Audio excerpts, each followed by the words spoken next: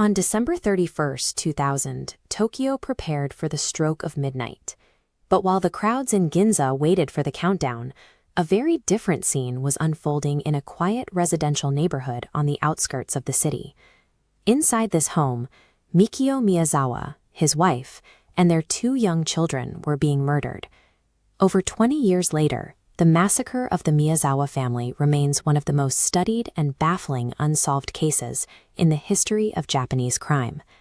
A family was killed in their own home on the very night the rest of the city was celebrating the arrival of the year 2000. When relatives arrived at the house the following morning, they discovered the 4 bodies. In most home invasions, the psychology of the intruder is driven by speed.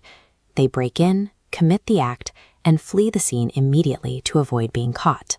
But when investigators began processing the Miyazawa home, they found evidence that the perpetrator had ignored every standard rule of a typical crime scene.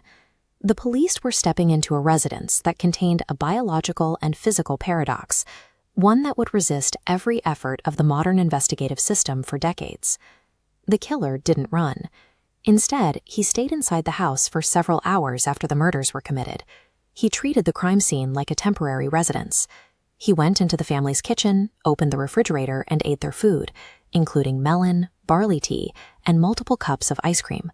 He used the family's first aid supplies to treat his own wounds, rummaged through their personal papers, and even sat at their desk to browse the internet while the victims lay nearby.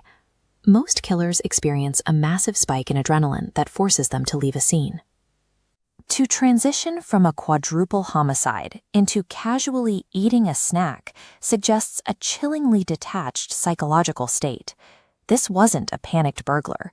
This was an intruder who claimed the home as his own, staying in the house long after the threat of discovery had passed.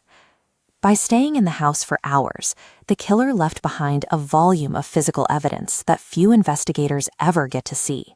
He left the murder weapon. He left his blood-stained clothes, neatly folded. He even left a hip bag containing sand traced to the Nevada desert. Scientists extracted fibers, fingerprints, and trace elements, creating a detailed physical profile. The killer also used the family's toilet and didn't flush.